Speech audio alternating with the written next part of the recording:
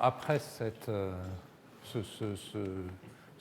panorama qu'a donné Françoise, je vais rentrer plus dans les détails de comment on est arrivé à cette conclusion historiquement et ce que sont les perspectives, disons, dans l'amélioration des mesures du point de vue des observations.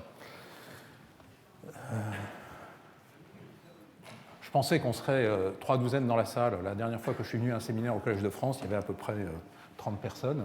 Donc je vous remercie beaucoup d'être venu et je remercie Françoise de m'avoir invité à donner ce séminaire. Je dois dire que je suis assez impressionné, c'est la première fois que je parle dans cette grande salle. Et je vais essayer de faire de mon mieux. Donc, l'expansion de l'univers, historiquement, on attribue ça à Hubble. Bon, on peut trouver des papiers précédents, mais disons, Hubble, c'est le premier article qui discute de l'expansion de l'univers en mettant un diagramme qui s'appelle diagramme de Hubble, alors qui a la distance en abscisse et la vitesse en ordonnée. Et la conclusion du papier, c'est plus la vitesse est élevée, c'est-à-dire plus ça va vite, moins ça brille. Et donc, on attribue à ce papier l'origine la mise en évidence de l'expansion de l'univers. Alors, en fait, on trouve un papier de l'abbé Lemaître en 1927 qui décrit exactement la même chose en utilisant les mêmes données, et c'est en français, et surtout, il n'y a pas le graphique. Donc, il n'y a pas de diagramme de Lemaître, ce qui est dommage, mais c'est comme ça. Donc, l'expansion, si on pense que nous sommes ici et qu'on regarde deux galaxies à la même distance, le principe cosmologique, disons, supposer que l'univers est isotrope, nous dira que si une galaxie ici est animée d'une vitesse d'éloignement v, alors celle qui est de l'autre côté à la même distance doit avoir une vitesse d'éloignement qui a la même valeur. Et ça, c'est réellement si on suppose l'isotropie, c'est-à-dire qu'on fabrique un principe qu'on appelle le principe cosmologique qui dit que l'univers est homogène et isotrope, et donc il n'y a pas de direction privilégiée.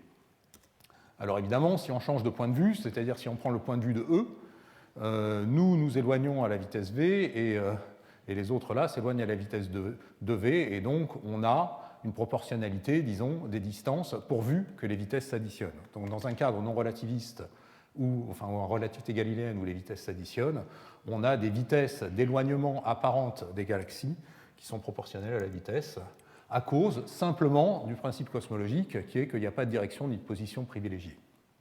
Alors c'est vrai au moins pas trop loin de nous, et il n'y a aucun argument dynamique là-dedans, on parle uniquement de symétrie.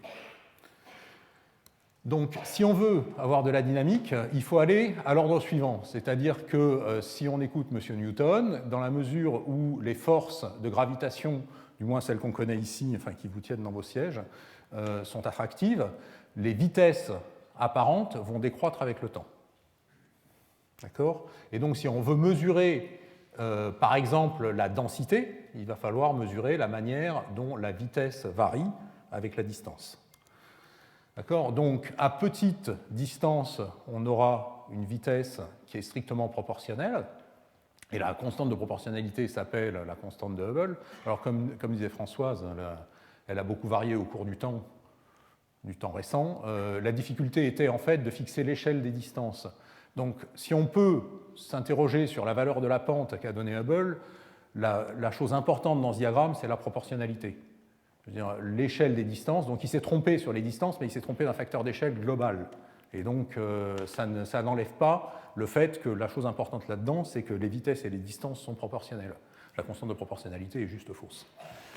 Et donc, si on veut mesurer de la dynamique dans l'univers, ce n'est pas la partie linéaire du diagramme qui nous intéresse, c'est la partie suivante où on s'écarte de la linéarité, et donc il faut augmenter les distances, voire des vitesses plus grandes, et donc c'est ce que Françoise nous a montré tout à l'heure. Alors, après la physique qualitative, cette physique se base sur la relativité générale, et donc on va relier les trajectoires aux densités d'énergie des fluides qui peuplent l'univers, et avec le principe cosmologique, les équations d'Einstein deviennent très symétriques, et il y a une quantité dynamique qui est l'expansion, donc c'est la dérivée relative du facteur d'échelle, la dérivée logarithmique du facteur d'échelle, et cette chose-là est égale donc à la somme des densités, une constante cosmologique et un terme de courbure. Alors ce qu'on sait, comme Françoise nous l'a dit, c'est que le terme de courbure est nul ou quasi nul, enfin en tout cas il n'a pas de conséquences observables, en particulier dans l'univers récent. Quant à la constante cosmologique, on peut soit la mettre à l'extérieur, soit l'intégrer aux densités. Et là, c'est vraiment une question de choix intellectuel, et on peut faire les deux. Donc si on la met dans les densités, ça sera sous la forme d'une densité qui n'évolue pas avec l'expansion. Et si on la met à l'extérieur, ben, ça joue exactement le même rôle, et c'est donc indistinguable d'un point de vue algébrique. Alors, si on veut mesurer l'histoire de l'expansion, c'est réellement ça qui nous intéresse, et de voir comment l'expansion se passait dans le passé, parce qu'on ne peut pas mesurer le futur, il faut mesurer des couples vitesse-distance. Donc c'est peupler un diagramme de Hubble sous la forme vitesse-distance. Alors incidemment, on sait depuis très longtemps que c'est ça qu'il faut faire. Et la raison pour laquelle on l'a fait qu'en 1998, ça n'est devenu réel qu'en 1998, c'est parce que bon, pour les vitesses, c'est presque facile en fait. Je veux dire, le décalage spectral, c'est quelque chose qui est relativement facile à mesurer. Ça pose des problèmes techniques, etc. Mais je veux dire, c'est quelque chose qu'on sait mesurer. Et de manière routinière, aujourd'hui, on mesure le décalage spectral d'une galaxie avec 3 chiffres significatifs. Donc c'est quelque chose qui est assez facile. Et on se base simplement sur le fait que la vitesse décale les raies spectrales. Et donc on peut mesurer ça avec un spectrographe. Ça prend du temps télescope, mais c'est relativement facile. Pour les distances, par contre, c'est beaucoup plus difficile. Alors, il y a deux types de distances qu'on peut envisager. La distance de luminosité, qui va utiliser des chandelles standards, c'est-à-dire des objets dont la luminosité est, sinon connue, au moins reproductible. Et en fait, la loi de Hubble s'est fondée sur l'hypothèse que les luminosités des galaxies étaient reproductibles, et là où Hubble s'est trompé, c'est sur la valeur de la luminosité, ce qui a eu un effet sur la constante de Hubble. Mais si on veut mesurer la dynamique, on n'a pas besoin de connaître la luminosité. Si ce qui nous intéresse, c'est la manière dont le diagramme de Hubble se courbe, le fait de connaître la luminosité n'est pas nécessaire, et tout ce qu'on veut, c'est que les objets soient reproductibles. Mais il n'est pas nécessaire de connaître leur luminosité. Et il y a une autre manière, qui est la distance angulaire, où là, on va utiliser des règles standards, et quand je dis des règles standards, il n'y en a en fait qu'une, qui est l'échelle de l'horizon acoustique, tel qu'il a été décrit par Françoise tout à l'heure, donc qui est réellement cette distance caractéristique dans l'univers qui correspond à l'horizon du son au moment où le rayonnement fossile est émis, et qu'on trouve aujourd'hui dans la fonction de corrélation des galaxies, c'est-à-dire que les galaxies, il est plus probable de les voir à un écartement de 120 mégaparsecs à 110 ou 130. Et quand on voit cette longueur, donc ici une longueur transverse, quand on la mesure à un décalage spectral donné, en mesurant l'angle ici, on mesure la distance à laquelle se trouve cet objet à un décalage spectral donné, et donc on a une relation distance-redshift qui est exactement ce qu'on veut.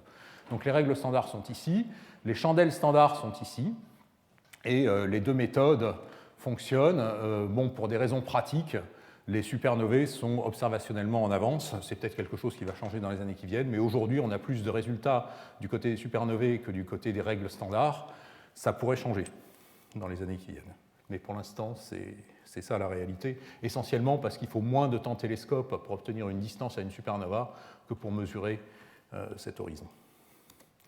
Donc le programme, c'est mesurer les couples distance-décalage vers le rouge pour essentiellement séparer ces courbes. Donc il faut mesurer les distances et les redshifts correspondants, les décalages spectraux, Z. Donc le décalage spectral, il est défini, il est toujours vers le rouge parce que l'univers est en expansion. Et c'est la longueur d'onde à la réception sur la longueur d'onde à l'émission, et on retranche 1. Grâce à quoi un redshift 0, c'est quelque chose ici et maintenant. Et l'idée, c'est de mesurer avec un bras de levier en décalage spectral en redshift suffisamment grand pour évaluer les forces de gravitation en jeu, et donc en déduire le contenu de l'univers. Donc ici, vous avez un diagramme distance, donc j'ai choisi luminosité, versus décalage spectral pour diverses hypothèses du contenu de l'univers, dans divers lambda CDM, des choses plus exotiques avec une équation d'état bizarre, etc. Donc l'idée, c'est réellement peupler ce diagramme de mesure. Donc les supernovae de type 1A sont des explosions thermonucléaires d'étoiles qui apparaissent reproductibles. Alors la manière dont elles apparaissent reproductibles, je vais y venir. Un point important, c'est qu'elles sont extrêmement lumineuses. Donc là, vous avez une supernova, là, vous avez sa galaxie haute, et vous voyez que les luminosités sont comparables. L'échelle n'est pas trichée.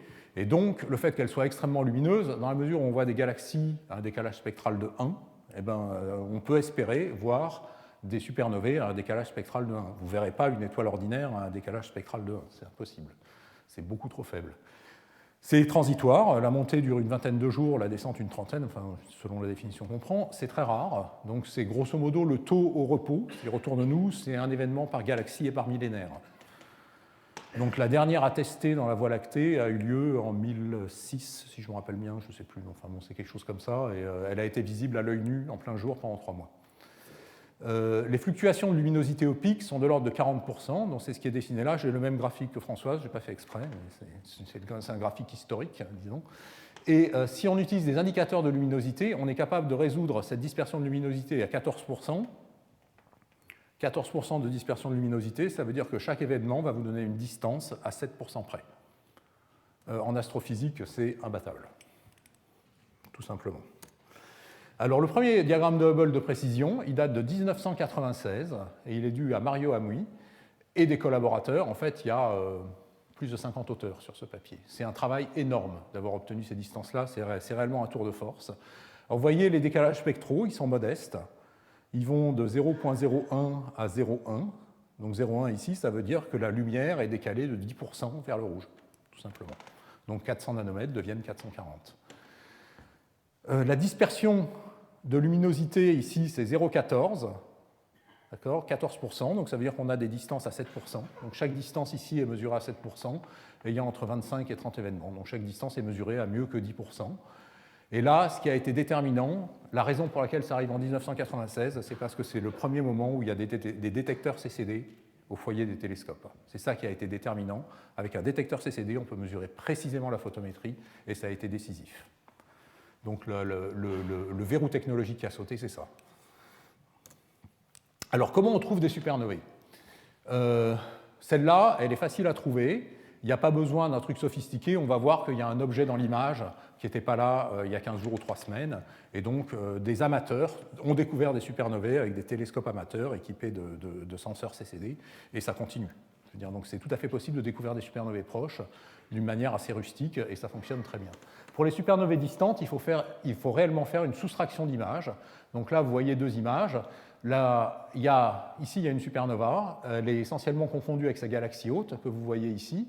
Donc ça, c'est une image qui a été prise à une certaine date. Celle-là a été prise 1 mois plus tard, à peu près. Et la soustraction des deux, pixel à pixel, vous donne cet énorme truc que vous voyez là, qui est une supernova à grande distance. D'accord ? Et on obtient la confirmation qu'il s'agit d'une supernova en faisant un spectre. Donc on place la fente d'un spectrographe au foyer d'un grand télescope, on va disperser la lumière, on va obtenir ce spectre qui est ici, on va le comparer à des séries spectrales d'objets proches, et on va essayer de deviner quel est le spectre de la galaxie. Donc là-dedans est mélangé une supernova et une galaxie. La supernova qu'on a extraite est là, et quand on la compare à quelque chose dans la série spectrale qui est là, d'une supernova proche, on voit que ce qui marche le mieux, c'est ceci. Et donc la position des raies ici va nous donner le décalage spectral, et la signature spectrale de l'objet nous dit qu'il s'agit d'une supernova de type 1A. C'est un processus qui est relativement coûteux en temps télescope, c'est-à-dire que cet objet ici, en fait, a demandé 2 heures d'intégration sur un miroir de 8 mètres. 2 heures d'intégration sur un miroir de 8 mètres, c'est beaucoup, en fait. Donc ça veut dire que quand on veut des grosses statistiques, il faut des gros budgetons, qui ne sont pas faciles à obtenir auprès des observatoires, parce que beaucoup de gens veulent utiliser ces télescopes. Une fois qu'on sait que c'est un objet, c'est une supernova de type 1A, il faut mesurer la courbe de lumière. Alors, la courbe de lumière, c'est la lumière comme fonction du temps, et il faut la mesurer dans plusieurs bandes. Je vais expliquer tout à l'heure pourquoi. Donc ici, vous voyez un exemple de courbe de lumière mesurée dans 4 bandes, donc G, R, I, Z, donc qui sont des bandes de plus en plus rouges.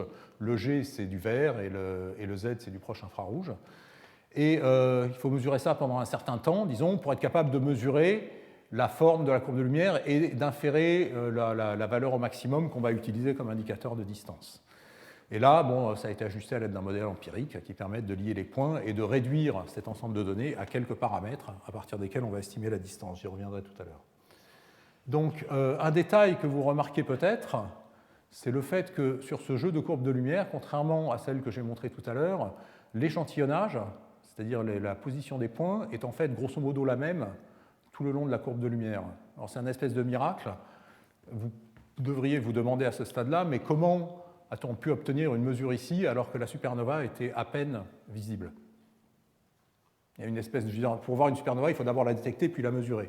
Et là, ces observations semblent violer la causalité, et je vais vous expliquer par quel miracle tout à l'heure.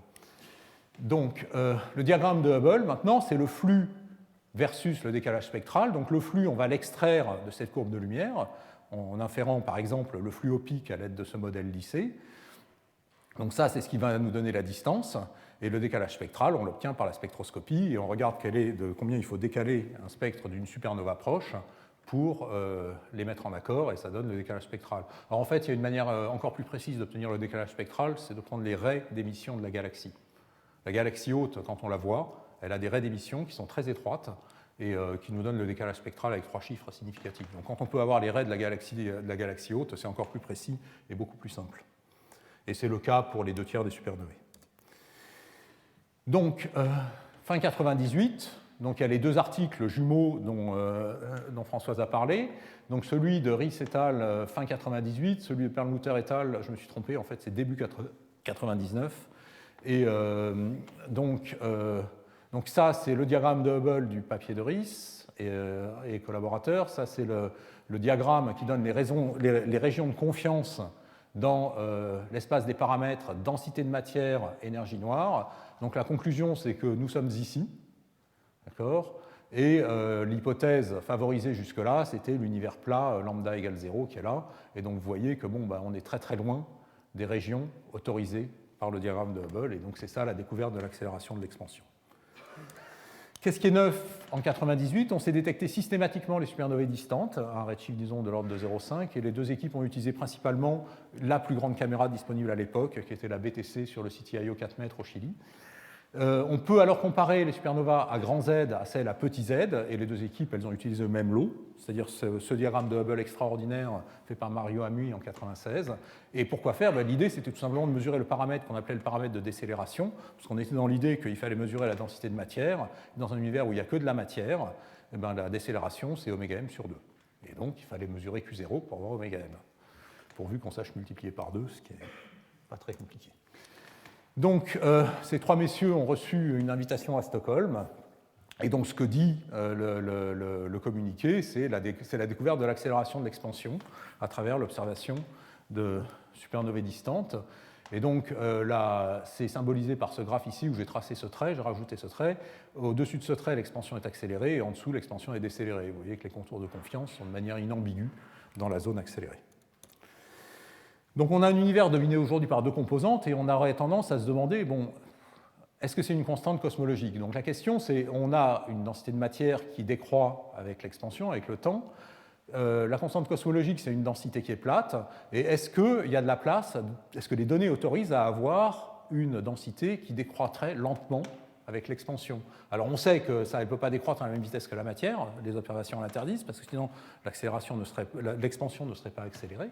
Mais c'est-à-dire quel est le degré de latitude qu'on a ici sur la pente de cette relation densité-énergie pour la composante qui cause l'accélération. Donc c'est ça la question qui est arrivée immédiatement, donc à la fin du siècle dernier. La question c'est comment varie la densité d'énergie noire avec l'expansion. Alors c'est symbolisé ici. Donc on va décrire la pente de cette droite ici par l'équation d'état comme fonction, par l'équation d'état.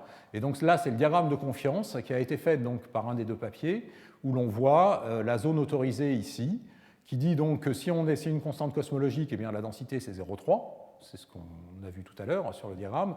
Et si on s'autorise à quelque chose qui décroît un peu moins vite, alors il faut enlever de la matière, c'est-à-dire que si on monte ici, il faut descendre la densité de matière. Donc la question posée, c'est réellement où sommes-nous dans ce diagramme, équation d'état, ωm. Okay. Donc la matière a une équation d'état nulle, et la constante cosmologique a une équation d'état -1, et l'énergie noire est quelque part entre les deux, plutôt entre les deux, et il faut déterminer où. En 2000, il y a un nouvel instrument qui arrive sur le ciel, qui est monté sur un vieux télescope, le télescope Canada-France-Hawaï. Donc c'est un télescope de 3,60 m, son miroir est là, qui est sur le Mauna Kea à Hawaï, à 4200 mètres d'altitude. Et sa qualité essentielle, c'est le site, c'est-à-dire il y a une qualité d'image qui est exceptionnelle. c'est le meilleur endroit au monde pour faire des images. Et ce qui est arrivé, c'est cet instrument Megacam. Donc le plan focal est ici. Il fait 18 000 pixels par 18 000 pixels. C'est bon, c'est un peu l'écran de mon portable, quoi, à peu près. Le champ de vue couvre 1 degré carré sur le ciel, c'est-à-dire que quand on voit la taille de cette chose-là sur le ciel, ça fait 1 degré carré. La première lumière a eu lieu en fin 2002 et ce merveilleux objet a été en fait assemblé au CEA Saclay, à côté d'ici. Et à l'époque, c'était la plus grande caméra sur le ciel. Et le truc important, c'est qu'elle a été mise au foyer d'un télescope de la classe des 4 mètres, qui est déjà un grand télescope. Donc le pouvoir de collection du miroir de 4 mètres avec un champ d'1 degré carré, c'est un aspect essentiel pour la science des supernovae. Donc là, je ne peux pas résister à vous montrer donc, un champ de Megacam, donc 1 degré carré. Donc là, il y a 18 000 pixels. Quand on zoome, on voit à peine qu'on zoome. Et ça, c'est la Lune à la même échelle. Donc vous pouvez caser 4 fois la Lune dans le champ de Megacam. Donc le volume d'univers sondé par un pointé est un volume important parce que comme le télescope est grand, on peut aller loin. Donc ça, c'est la photo prise à l'intérieur du dôme. Donc Megacam est ici et le miroir est caché là dans cette cage et la lumière rentre entre les pattes qui soutiennent la caméra. La collaboration SNLS, donc c'est les gens qui ont monté ce programme d'observation de supernovae au télescope Canada-France-Hawaï. Donc ça, c'est la collaboration telle qu'elle était vers 2006.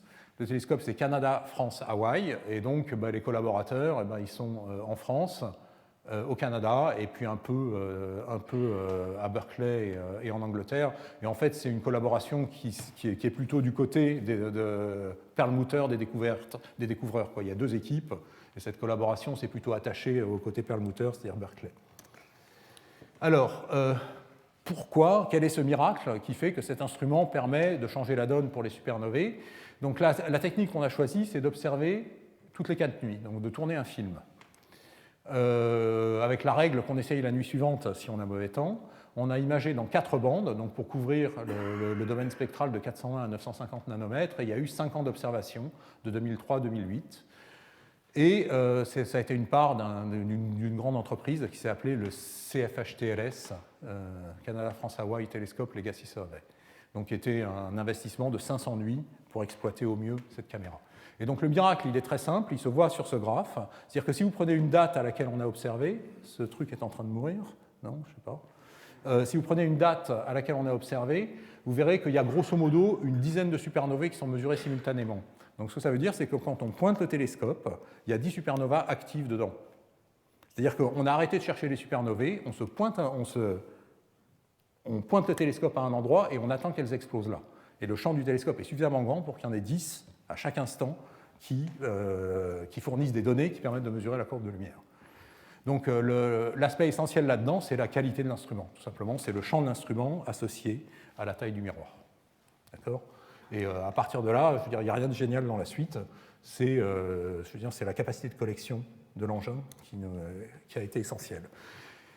Et donc ça explique le miracle que je vous disais tout à l'heure. C'est par quel miracle est-ce qu'on a des points comme ça extrêmement tôt dans la courbe de lumière? Eh bien, c'est tout simplement parce qu'on échantillonne indépendamment de la phase de la courbe de lumière. On est toujours en train de mesurer. D'accord? Et donc on a mesuré la supernova avant même de savoir qu'elle était là. C'est une fois qu'on a trouvé qu'on va voir dans l'image de la semaine dernière quel était le flux à cet endroit-là. D'accord? Puisqu'on n'a pas pointé le télescope sur la supernova. On a pointé le télescope et on a attendu que la supernova vienne dedans. Donc ça, c'est les courbes de lumière. Donc j'insiste, ça vous donne une idée de la qualité de l'instrument. Dans ces courbes de lumière, il y a des barres d'incertitude, là. Vous voyez? Elles sont pas mal cachées par les points, quoi. Donc c'est un instrument d'une très grande sensibilité. Et donc on peut construire des courbes de lumière. Donc là, il y a un film qui montre une supernova où on a assemblé les couleurs. Enfin, on a fait un truc, comme vous verriez, avec une caméra qui donne la couleur. Là, on assemble les couleurs en synthétisant les bandes les unes après les autres. Et donc, on voit monter la supernova, puis là, elle descend dans le bras spiral d'une galaxie spirale qu'on voit par la tranche. Donc, celle-là, elle a un décalage spectral de 0,3, quelque chose comme ça. Donc, relativement proche pour ce télescope, mais relativement lointaine quand même. Donc les spectres ont été obtenus avec 3 grands télescopes, donc le VLT de l'ESO, donc qui est un télescope de 8 m 20, Gemini qui est aussi un télescope de 8 m 20 et le Keck qui est un miroir de 10 mètres. Et au total, mesurer ces spectres a demandé de l'ordre de 1000 heures d'observation. Donc c'est un très gros programme sur 5 ans et qui a utilisé les plus grands miroirs sur cette Terre. Le traitement de données a été fait au centre de calcul de l'IN de P3, qui est à Villeurbanne. Et alors, au standard actuel, à l'époque, je veux dire, quand le survey a commencé, ça paraissait quelque chose de gros. Aujourd'hui, 30 000 heures, c'est quelque chose que ce centre de calcul est capable de délivrer en quelque chose comme 8 heures de temps. Donc, je veux dire, c'est devenu rien du tout. Et 50 téraoctets, ils appellent ça une grosse clé USB. Donc, le traitement, ça consiste effectivement à modéliser, donc là j'ai repris la même supernova, à modéliser, disons, les images de manière à en extraire le flux. Donc ça c'est l'image, ça c'est le modèle, et ça c'est la différence, et vous voyez que ça marche assez bien. Et bon, ensuite il y a les ingrédients du traitement. Donc c'est pas mal de calculs sur les pixels, mais c'est relativement mécanisable et ça marche très bien. Donc les relevés de supernovae qui ont mis en place cette stratégie, il y en a essentiellement 2. Et qui ont publié leurs données. Il y a le relevé SDSS, donc qui lui a fait 300 degrés carrés x 3 ans. Donc il a couvert 300 degrés carrés du ciel qu'il a monitoré pendant 3 ans. Et donc il est limité en redshift à 0,45. Il a capturé de l'ordre de 2000 supernovae et il a 500 spectres. Donc il y a 500 spectres pour lesquels on a non seulement la distance, mais aussi le redshift. Et vous avez compris qu'à ce jeu-là, une distance sans redshift, ce n'est pas très utile. Le télescope Canada France Hawaii, donc, qui a fait 4 degrés carrés, donc beaucoup plus pointu, sur 5 ans. Et donc il a atteint des redshifts de l'ordre de 1. Il y a 1000 supernovae à peu près dans les images, et il y a 500 spectres aussi. Donc vous voyez que bon, on a été limité dans les 2 cas par notre capacité à mesurer les redshifts et à identifier les supernovae, pas par l'imagerie. Et dans les 2 cas, c'est un grand plan focal. Donc ici, il couvre 2 degrés carrés sur le ciel, et ici, il couvre 1 degré carré sur le ciel. Donc l'estimation des distances, je vais vous expliquer vite fait comment on fait. Donc je ramène ce diagramme. Donc comme Françoise l'a dit tout à l'heure, les plus lentes, donc celle-là est lente, pardon, les plus lentes, c'est celle-là qui est la plus lente, celle d'en haut, est aussi la plus brillante. D'accord ? Donc là, c'est la luminosité observée, corrigée du décalage spectral. Donc c'est des supernovae à faible distance pour lesquelles on peut utiliser la loi de Hubble. Et donc on est capable de toutes les ramener à la même distance, au moins par l'esprit. Et on voit que les plus rapides sont les plus faibles et les plus brillantes sont les plus lentes. Et il y a une deuxième corrélation qui est que les plus bleus, donc ici il y a une couleur, B-V, donc c'est la plus, on va par là, plus c'est rouge, et ça c'est le flux apparent, et plus elles sont bleues, plus elles sont brillantes. Donc les bleues sont ici, elles sont plus brillantes, et les rouges sont par là, et elles sont plus faibles. D'accord ? Bon, je ne vais pas rentrer dans le détail de ce que sont ces petits vecteurs, mais on observe ça, disons, dans plusieurs bandes spectrales, et donc ça donne des informations sur ce qui pourrait causer, disons, cette relation entre luminosité et flux. C'est probablement des poussières, mais il y a des petites bizarreries là-dedans. Bon, j'y reviendrai pas, mais ce n'est pas forcément très intéressant. Donc ici, si on prend les résidus au diagramme de Hubble, donc là on prend la largeur de la courbe de lumière, qui est appelée dans certains paradigmes le stretch, c'est réellement l'étirement de la courbe de lumière. Comme fonction, disons, ici, on a un résidu pour lequel on a tenu compte de la couleur qui est là, mais pas du stretch, et vous voyez qu'il y a une relation raisonnablement linéaire entre les deux. Et ici, pareil, la couleur, donc ici le B-V qui est le flux en vert divisé par le flux en bleu. Et donc les objets rouges sont ici, les objets bleus sont là. Et de nouveau, vous avez une relation qui est raisonnablement linéaire entre les deux. Et donc on va exploiter ces deux relations pour réduire la dispersion de luminosité et donc améliorer la qualité des distances qu'on obtient événement par événement. Et donc l'indicateur de distance, c'est quelque chose de cet ordre-là. Donc ici, on mesure l'étirement de la courbe de lumière, le stretch, la couleur. Et on va prendre 2 paramètres linéaires. Le fait qu'il soit linéaire, c'est rien de plus qu'un développement de Taylor. L'argument technique, c'est rien de plus qu'un développement de Taylor. Il n'y a absolument pas de physique là-dedans. Et donc, on va ajuster ces 2 coefficients de manière à minimiser la dispersion du diagramme de Hubble, la dispersion apparente du diagramme de Hubble. Et donc, il y a 2 paramètres globaux qui sont ajustés sur l'ensemble de l'échantillon, et on les ajuste en même temps que les paramètres cosmologiques qui décrivent l'ensemble du diagramme de Hubble. Donc, c'est un estimateur, disons, la quantité de physique qui est là-dedans est extrêmement faible, c'est purement empirique. C'est-à-dire qu'on n'essaye pas de comprendre les détails de l'explosion, enfin, etc. C'est purement empirique. Le but est de minimiser la dispersion du diagramme de Hubble sans faire référence à aucune théorie qui pourrait être critique. Donc les résultats cosmologiques en 2014, les voilà. Donc les deux relevés qui dominent, c'est le SDSS, donc à des redshifts intermédiaires, disons entre 0,1 et 0,3, et le SNLS au redshift plus élevé. Il y a quelques supernovae mesurées avec le HST, mais vous voyez, ça ne représente pas grand-chose. Et il y a 118 supernovae proches, plus ou moins historiques, qui ont été observées, disons, une par une, enfin, c'est des petits lots. Là-dedans, il y a enfin, des petits lots. Il y a 3 ou 4 lots, disons, qui assemblent 118 supernovae proches, alors que les supernovae plus distantes sont des lots plus importants. La raison est simple, c'est que c'est difficile de mesurer des supernovae proches, ce n'est pas de les mesurer qui est difficile, c'est de les trouver. C'est-à-dire que la technique de pointer le télescope et d'attendre qu'elles explosent dedans ne fonctionne pas, tout simplement parce que le volume sondé n'est pas assez grand. Et donc il faut vraiment continuer à appliquer la vieille méthode, trouver les supernovae et les mesurer ensuite, et pour avoir des lots importants, c'est difficile. Donc c'est relativement difficile en fait aujourd'hui d'améliorer le diagramme de Hubble à petite distance. C'est un des paradoxes de ce sport, et ça va probablement évoluer, mais pas rapidement. Aujourd'hui, reproduire le SNLS en mieux est devenu extrêmement facile. Donc l'équation d'état dans l'univers plat, c'était les résultats auxquels Françoise faisait allusion, c'est-à-dire que donc ça, c'est les supernovae, donc le diagramme de Hubble précédent que je viens de vous montrer, donc les contraintes sont ici. Ici, si on prend les résultats donc, du CMB donc par Planck, les résultats les plus récents avec les BAO, donc on est, ça c'est Planck. Planck avec les BAO, c'est les ellipses rouges. Et si on prend Planck et les supernovae, on est dans ce petit œuf gris. Et en termes d'incertitude, ça veut dire que l'équation d'état, donc la coordonnée ici, vaut moins 1,02, et avec une incertitude qui est de l'ordre de 6%. Et bon, c'est notre meilleure contrainte aujourd'hui. Donc la constante cosmologique dans ce diagramme, c'est cette ligne à moins 1, et vous voyez que on croise dessus, et si on devait résumer cette mesure, W égale moins 1, avec une incertitude de 5%. Donc l'amélioration par rapport au résultat précédent, elle est due à la calibration qui a été améliorée, calibration photométrique qui a été améliorée, au fait qu'on a rajouté, le SDSS a publié ses résultats, et surtout on a fait une intercalibration directe entre les deux relevés. C'est-à-dire qu'on n'est pas passé par une calibration indirecte, c'est les deux relevés qui sont intercalibrés entre eux, et donc ça améliore les résultats d'une manière mécanique, de telle manière que les distances fournies par les deux relevés sont tout à fait comparables entre elles. Donc les incertitudes sont cependant dominées par la calibration photométrique. Donc malgré cet effort remarquable, si on disperse, disons, l'incertitude sur, dans un cas, lambda CDM plat, donc il n'y a qu'un paramètre, c'est oméga m.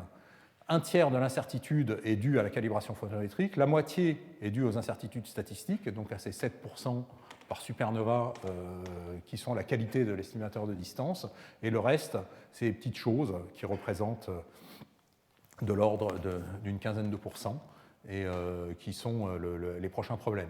Donc si on veut améliorer les choses, on peut augmenter la statistique, mais on bute très rapidement sur la question de la calibration photométrique. Et donc si on veut améliorer les mesures de distance aux supernovae, il faut améliorer les méthodes d'étalonnage qui permettent de mesurer les flux des supernovae. Et aujourd'hui, c'est quelque chose sur laquelle la communauté est extrêmement mobilisée parce que c'est la seule manière, c'est essentiel pour aller de l'avant. Donc ça c'est un diagramme de la découverte de l'expansion, ça c'est celui que je vous ai montré tout à l'heure, donc c'est deux diagrammes de Hubble. Donc si on prend les contraintes par exemple oméga m, oméga lambda, ce qui a été publié, donc c'est ces deux diagrammes, et en fait ce qu'il faut faire c'est ça. Voilà, c'est ça l'amélioration en 15 ans. Donc on sait un peu mieux où on est, quoi. Donc qu'avons-nous appris en 15 ans? Que l'accélération de l'expansion est réelle, c'est-à-dire qu'aujourd'hui plus personne ne peut décemment poser la question. D'autres sondes indépendantes des supernovae l'observent. Si on interprète ça dans le cadre de la relativité générale, le fluide qui cause l'accélération ressemble beaucoup à une constante cosmologique. C'est-à-dire qu'aujourd'hui, la place, elle est de l'ordre de 5% de la distance entre constante cosmologique et matière. Donc bon, si on veut inventer quelque chose, c'est à l'intérieur de ces 5%. Donc ça a sérieusement réduit la marge. Et on va améliorer les mesures de distance aux supernovae, mais la clé, c'est les étalons de calibration photométrique. C'est ça, aujourd'hui, le goulot d'étranglement. Donc, la suite, en fait, il manque 2 années de données de SNLS. Pan-STARRS va rajouter une centaine de supernovae. Bon, et puis voilà, d'autres. Alors, les autres, c'est plus spéculatif. Le Dark Energy Survey est en train d'observer. Il en donnera 1000 ou 2000, on ne sait pas exactement. Et ensuite, voilà, des projets plus lointains, j'y reviendrai tout à l'heure. Donc, le cisaillement gravitationnel, c'est une autre sonde de l'énergie noire qui est moins développée, mais qui est considérée comme plus prometteuse, peut-être pour de mauvaises raisons, peut-être pour d'excellentes raisons, et aujourd'hui on ne peut pas le dire. Donc l'argument est le suivant. Dans un univers inhomogène, ou légèrement inhomogène, la lumière est légèrement déviée, c'est-à-dire que la direction dans laquelle vous voyez la lumière qui arrive dans votre télescope n'est pas la direction dans laquelle elle est partie. Il y a eu ici des mouvements, enfin des errements de la lumière qui ici sont fortement exagérés, mais qui sont observables et qui donc dépendent de la masse intercalée entre la source et l'observateur. Et non seulement de la masse, mais en fait des contrastes de masse. Alors les distorsions gravitationnelles, c'est une espèce de transformation du plan image. C'est-à-dire que ce qu'on voit, les directions qu'on voit, ce n'est pas les vraies directions dans lesquelles la lumière a été émise.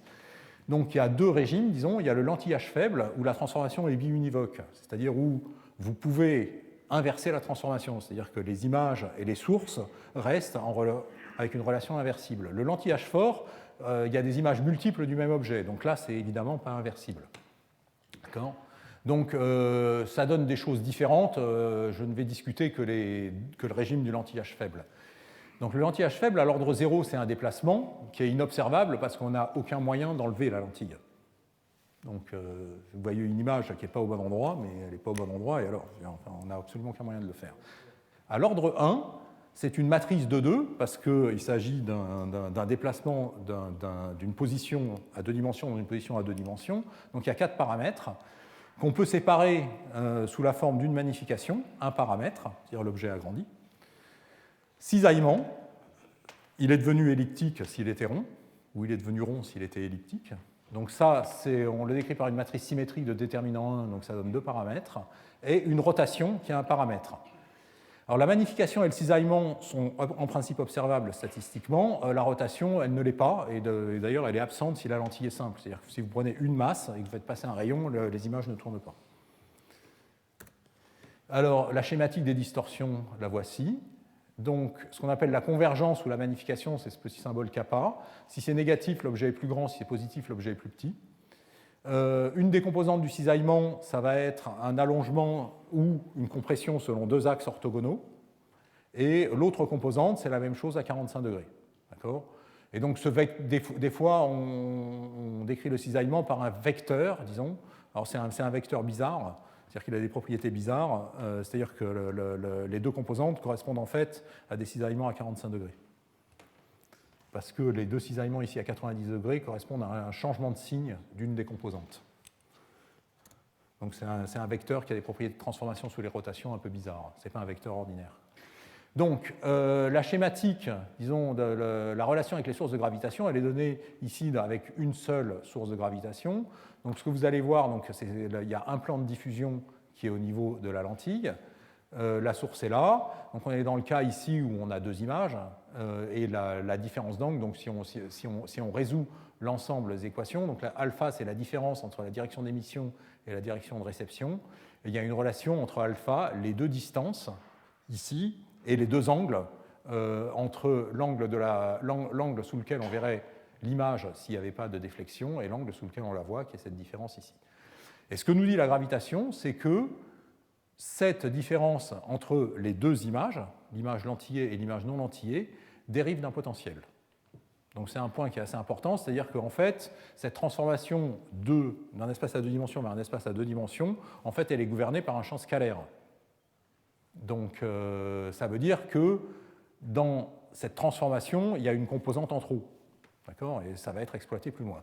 Alors en fait, on peut exprimer ça sous la forme d'une équation de Poisson, où le Laplacien de ce potentiel de lentille est exprimé sous la forme d'une intégrale sur la densité, avec ici une composante géométrique qui décrit les distances. Donc cette distance est la somme des 2. D'accord ? Donc les observables dérivent d'un potentiel scalaire qui est en fait une espèce de masse projetée. Alors, dans un amas de galaxies, donc si ici on a un amas, on a des galaxies d'arrière-plan qui sont ici, et puis on a le plan image qui est là. Et dans le plan image, les galaxies sont en moyenne allongées tangentiellement. C'est-à-dire que l'amas, il est là au milieu, et les galaxies qui sont autour de l'amas vont être en moyenne allongées dans une direction qui est tangentielle par rapport au rayon de l'amas. Donc c'est quelque chose qu'on peut observer. Donc ici, si on prend un amas, donc l'émission X nous dit où est l'amas. Un amas de galaxies émet en X, et donc là on voit où est l'amas. Et si on prend, alors non pas, là c'est pas mais c'est quelque chose qui est parfaitement relié, qui est la convergence, donc qui est l'intensité du lentillage gravitationnel. On voit qu'on a une carte qui correspond assez bien. Et si on regarde l'intensité comme fonction, donc là c'est l'ellipticité, comme fonction du rayon au centre de l'amas, on voit que ça décroît gentiment. Et comme l'autre composante doit être nulle, comme je vous l'ai dit tout à l'heure, ça dérive d'un champ scalaire, donc il y a une des deux composantes qui est en trop, et on peut vérifier qu'elle est effectivement nulle, ce qui est fait là. Donc vous avez un champ de vecteurs qui correspond à l'élongation des galaxies, et il y a une contrainte sur ce champ de vecteurs qui est que, comme il dérive d'un potentiel, il y a une des deux composantes dans un certain repère qui doit être nulle, et c'est ce qu'on vérifie là. Donc le cisaillement cosmique, c'est quoi? C'est l'utilisation, disons, de cette chose que je viens de vous montrer pour les amas, mais à plus grande échelle, et où on se met pas autour d'une source particulière. Donc l'idée est là est relativement, c'est juste une généralisation. Vous avez des galaxies d'arrière-plan. Entre ces galaxies d'arrière-plan et vous, il y a des structures à grande échelle qui vont distordre les trajectoires et qui vont distordre les formes des objets. Vous allez mesurer les ellipticités dans le plan image et vous allez regarder s'il y a des corrélations dans ces ellipticités. Et les corrélations entre les ellipticités vont vous indiquer s'il y a des corrélations entre les structures de masse qui interviennent entre les deux. Et c'est relativement important parce que la théorie prévoit qu'il doit y avoir des corrélations. Donc cette méthode, elle est sensible aux structures et elle est sensible aussi aux distances. Parce que si je reviens à mon transparent précédent, c'était pas mal avant, dans cette intégrale ici, il y a des distances. D'accord ? Et ces distances jouent un rôle dans l'intensité de l'effet. Et donc on est sensible dans ces effets de lentilles à la distribution de masse ici et aux distances qu'il y a entre les sources, la lentille et l'observateur. C'est-à-dire c'est le banc optique du système. Les distances du banc optique ont une importance sur les phénomènes. C'est-à-dire que si la lentille est juste sur la source ou juste sur l'observateur, il n'y a pas d'effet. D'accord ? Et les observables, c'est l'ellipticité de la galaxie et l'orientation de cette ellipticité. Donc, pour les contraintes cosmologiques issues du cisaillement cosmique, le modèle cosmologique prévoit la formation des structures. En pratique, ce qu'on prédit, c'est que le contraste augmente avec le temps d'une manière qui est reliée à l'expansion. Alors, dans un univers dominé par la matière, c'est exactement comme le facteur d'échelle, c'est-à-dire que le contraste augmente comme le facteur d'échelle. C'est une prédiction qui est extrêmement précise et elle est encodée dans les corrélations des fluctuations de densité. Donc on peut étudier la formation des structures par ces corrélations des fluctuations de densité et donc par les corrélations du cisaillement cosmique. Et ce cisaillement est donc sensible aux fluctuations, aux corrélations et aux corrélations de densité. Donc c'est exactement ce qu'on veut si on veut tester les prédictions de la relativité générale concernant la formation des structures. Et comme c'est relié à l'expansion, c'est aussi sensible à la quantité d'énergie noire. Donc le relevé historique important, c'est le relevé du CFHTLS. Alors ce n'est pas le dernier, mais c'est le dernier qui a publié les résultats, disons, les plus aboutis. Les autres, ils sont encore en train d'observer. Donc c'est environ 200 degrés carrés sur le ciel. Donc ça fait 0,5% du ciel dans 5 bandes. Ça a pris 200 nuits, donc c'est-à-dire en fait une nuit par degré carré. Et ça a été observé sur le CFHT, qui est le même télescope dont je vous ai parlé tout à l'heure. Et donc l'instrument, c'est le même, c'est cet instrument Megacam qui couvre 1 degré carré sur le ciel, avec une qualité d'image excellente. Et pour mesurer des ellipticités, avoir une grande qualité d'image, c'est évidemment une clé très importante. Donc, quand on mesure brutalement les ellipticités, voilà ce qu'on voit dans le champ. Alors en fait, ce n'est pas très encourageant parce que on voit instantanément que ça n'a rien à voir avec ce qu'on cherche. C'est-à-dire que ça n'est pas un signal cosmique, c'est entièrement dû à l'optique du télescope. Alors la raison pour laquelle c'est entièrement dû à l'optique du télescope, bon, c'est un peu écrit c'est parce que c'est la mesure des ellipticités des étoiles. Les étoiles sur le ciel, elles sont rondes. Donc si on voit des étoiles qui sont allongées, c'est quelque chose qui est dû à l'optique, à l'atmosphère. Et là, dans ce cas-là, les corrélations, la forme des corrélations indique que c'est très certainement dû à l'optique. Mais, comme on le voit sur les étoiles, on peut en soustraire l'effet sur les galaxies. Donc un aspect essentiel de cette mesure, c'est le fait que le signal, ce n'est pas l'ellipticité des galaxies, c'est la différence entre l'ellipticité observée des étoiles et des galaxies. Et donc sans les étoiles, dans notre Voie lactée, on ne pourrait pas faire cette mesure. Mais dans ce cas-là, eh bien, on est capable de mesurer l'ellipticité des étoiles et de soustraire sa contribution, la contribution du système optique à l'ellipticité mesurée des galaxies. Donc pour donner une échelle, il y a 3 sources d'ellipticité pour une galaxie. Il y a l'ellipticité naturelle. Si vous voyez une galaxie dans une image, elle a une ellipticité qui est de l'ordre de 30%, parce qu'en général, on la voit par la tranche. Donc pour battre ça, il n'y a qu'une manière, c'est de moyenner sur de nombreuses galaxies dont les orientations sont aléatoires, et ça va faire disparaître l'ellipticité naturelle de la galaxie. Mais vous voyez que pour battre un truc de 30%, il va en falloir pas mal. Le système d'imagerie, dans ce cas-là, il donne quelque chose qui va de 0 au centre à 10% sur les bords, et donc la seule manière de combattre ça, c'est de mesurer l'ellipticité des étoiles et de le faire très précisément. Le signal cosmologique qu'on cherche, il fait de l'ordre de 1%. D'accord ? Donc, ça illustre pourquoi c'est difficile. Alors on peut convertir les mesures en cartes de masse, et donc ça c'est ce qui vient du papier de Ludovic van der Beek en 2013, donc c'est sur le CFHTLS, et donc là c'est plusieurs champs de plusieurs pointées mis bout à bout, donc c'est très grand, hein, donc ça fait 6 degrés par 6 degrés à peu près, donc c'est un très grand champ, et donc vous avez les couleurs, ça c'est les contours de masse, et les points blancs en fait c'est les pics dans la distribution des galaxies apparentes. Et on voit qu'il y a une jolie corrélation, c'est-à-dire que les galaxies ont tendance à être aux endroits où il y a de la masse. Ce n'est pas une grande découverte, mais c'est extrêmement rassurant sur la qualité de la mesure. C'est-à-dire qu'effectivement, là où il y a des amas de galaxies, il y a aussi de la matière noire, et je dirais, on détecte cette matière noire par les distorsions gravitationnelles qu'elle induit, et on voit que ces distorsions gravitationnelles sont puissantes aux endroits où il y a des galaxies. Et donc là, il y a quelques gros amas de galaxies. Ça, c'est un amas, ça, c'en est un autre, ça, c'est un troisième. Alors, les corrélations angulaires du cisaillement, on les voit là. Donc, dans un univers où il n'y aurait pas de corrélation, ce truc, ça serait du bruit et ça serait plat. D'accord ? Donc là, le fait qu'on trouve des corrélations, ça dit qu'on observe des structures dans l'univers, et les points auxquels c'est comparé ici, c'est des points qui sont calculés à partir du modèle cosmologique lambda CDM, plus des petites choses concernant la formation non linéaire des structures, mais ce n'est pas très important ici. Et donc on peut faire 2 corrélations, parce que comme c'est un champ de vecteurs, on peut en calculer 2. Elles sont reliées entre elles, et on voit que les deux décrivent raisonnablement bien les données. Donc le signal cosmologique apparaît. Donc c'est une assez bonne nouvelle. Et donc on peut tirer des contraintes cosmologiques qui sont ici. Alors, quand vous voyez ça, ce n'est pas très encourageant, parce qu'en fait, les contraintes cosmologiques venues du lensing, c'est ces énormes contours ici. Donc ici, on est dans le plan, alors à gauche, ici, c'est oméga lambda, oméga m. Donc vous voyez ici, ça c'est le précurseur de Planck, c'est WMAP. Planck, là, c'est un trait, maintenant. On ne voit même pas l'épaisseur du contour. Et ici, c'est ce que font CMB plus BAO. Donc vous voyez, bon, le diagramme des supernovae était quelque part par là. C'était cette espèce d'œuf de Pâques allongé. Et là, vous voyez que les contraintes ne sont pas très fortes, mais bon, elles correspondent au moins grosso modo.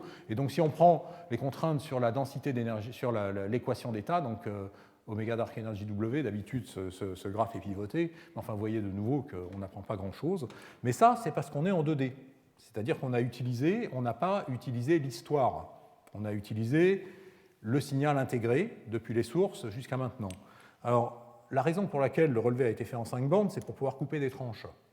Et c'est ce qui est fait ici. Donc on utilise le fait que, pour toute galaxie d'arrière-plan, on est capable de lui attribuer un redshift. D'accord ? Et donc on va pouvoir séparer le signal de distorsion gravitationnelle en coupant des tranches dans les plans sources. Sachant qu'on ne peut pas avoir de distorsion. Si on prend une galaxie à un redshift de 0,5, les objets, les masses situées à un redshift de 0,7 ne vont pas influencer sa forme. Et donc on va pouvoir comme ça, par différence, couper des tranches dans le pain cosmique que sont les structures dans le relevé. Et donc, si on coupe des tranches en profondeur, donc là, les choses commencent à s'améliorer, en ce sens que ce diagramme W oméga M, dans lequel on était n'importe où, c'est-à-dire c'est la chose qui est mise là, si on coupe des tranches, on voit qu'on a une contrainte qui, comparée aux supernovae qui sont là, n'est pas très intéressante, mais on a une contrainte qui commence à ressembler à quelque chose. Donc, si on augmente le volume du relevé d'un facteur 10, ça va commencer à devenir compétitif. C'est ça qu'on voit là-dedans. Et donc, c'est assez encourageant, en fait. La bonne nouvelle, c'est que, avec des distorsions gravitationnelles, et si on coupe des tranches en profondeur, ce qui est une contrainte énorme du point de vue des observations, on est capable de dire quelque chose. Et donc, c'est pour mesurer ces couleurs qui permettent de couper des tranches in fine qu'on a observé en 5 bandes dans le relevé du CFHTLS. Et observer en 5 bandes, ça prend 5 fois le temps qu'il faut pour observer dans une bande. Et donc la raison pour laquelle ce relevé fait 200 degrés carrés plutôt que 1000 degrés carrés, c'est parce qu'on a observé en 5 bandes pour pouvoir faire ça. Si on pouvait se satisfaire d'une bande pour mesurer les formes des galaxies, le relevé ferait non pas 200 degrés carrés, mais 1000. Les perspectives de ce sport, c'est de contraindre la gravité. Et là, il faut réellement utiliser les deux volets, supernovae d'une part ou BAO, pour mesurer des distances, et d'autre part, les distorsions gravitationnelles. Alors pourquoi? Vous avez ici les équations d'Einstein. Contraindre la gravité, c'est questionner le signe égal qui est là. D'accord? C'est être capable de contraindre le signe égal qui est ici. Donc la première chose qu'il faut faire, c'est mesurer les sources. Et ça, on peut le faire avec des distances, avec le principe cosmologique. Si on mesure des distances, on est capable de mesurer l'histoire de l'expansion et donc de contraindre les sources dans le cadre de la relativité générale. Ensuite, on étudie pour ces sources-là ce que sont les perturbations de densité, et on va prédire ce que sont les perturbations et les comparer à ce qu'on observe avec le cisaillement gravitationnel. Et ça colle ou ça colle pas. Si ça colle pas, c'est que la gravitation ne décrit pas la formation des structures à grande échelle. C'est que notre théorie de la gravitation ne décrit pas la formation des structures à grande échelle. Et étant donné les mystères, enfin les abîmes de perplexité dans lesquels nous plonge la constante cosmologique, questionner l'ensemble de la théorie de base qui nous a permis de déduire qu'il y avait de l'énergie noire, c'est quelque chose qu'on doit faire. Et donc on peut, à l'aide de mesures de distance d'une part, de mesures des distorsions d'autre part, questionner cette théorie aux grandes distances, aux grandes échelles. Donc les questions scientifiques qu'on va pouvoir cerner de cette manière, c'est cerner la cause de l'accélération de l'expansion, donc choisir entre constante cosmologique, champ scalaire quasi statique, s'il est exactement statique, c'est comme la constante cosmologique, c'est indistinguable, ou gravité modifiée, c'est-à-dire Einstein s'est trompé. Donc les corrélations du cisaillement nous permettent de discuter ces trois choses-là. Ce qui permet de mesurer l'accélération de l'expansion extrêmement précisément, c'est les supernovae et éventuellement les BAO à plus grand décalage spectral. Les corrélations du cisaillement vont aussi nous dire des choses sur la matière noire aux grandes échelles. Il n'y a pas énormément de mystère, mais enfin, on aimerait bien aller vérifier qu'on est capable effectivement, qu'on comprend ce qui se passe à ces échelles-là et que c'est comme la théorie le prévoit et que ça colle bien à ce que le fond cosmique nous dit. Donc on voudrait réellement mesurer directement les corrélations de la matière, de toute la matière, et pas seulement des galaxies, et leur évolution avec le temps, puisque c'est une prédiction forte de la relativité générale, et que pour l'instant, on n'a pas été en mesure de tester très précisément. Donc le programme des grands relevés d'imagerie, il y a des choses qui sont plutôt du passé, le VST, le Dark Energy Survey qui sont en train d'observer maintenant, HSC, Hyper Supreme Cam sur un télescope de 8 mètres, observe en ce moment, à peu près toutes les nuits. Pan-STARRS a à peu près fini, le LSST commencera ses observations en 2021 au mieux.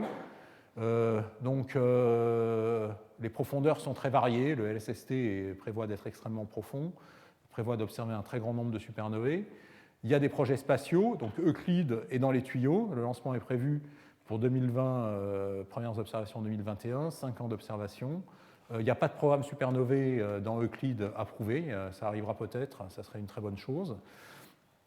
Il va produire un très grand relevé pour les lentilles gravitationnelles. Il y a un projet WFIRST qui est plus modeste, disons, pour la surface du relevé, donc ça c'est en discussion, et qui est un truc entièrement infrarouge, qui est un dispositif entièrement infrarouge de très bonne qualité, qui a un programme supernovae. Donc disons, pour les deux sondes dont j'ai discuté aujourd'hui, il y a des projets dans les tuyaux, et ce sont de très gros projets. Donc conclusion, l'énergie noire est bien là, elle ressemble à une constante cosmologique à s'y méprendre. donc avec une incertitude qui est de l'ordre de 0,05. Les supernovae vont continuer leur avancée, ça passe par une amélioration de la calibration photométrique. Le cisaillement gravitationnel, c'est difficile, mais il y a 2 projets importants qui sont conçus pour ça, et les instruments ont été spécifiquement conçus pour ça, ce qui est la première fois que ça arrive. Le LSST, donc qui est un télescope au sol de 8 mètres, et Euclide, qui est un télescope d'1,20 m dans l'espace. Merci beaucoup.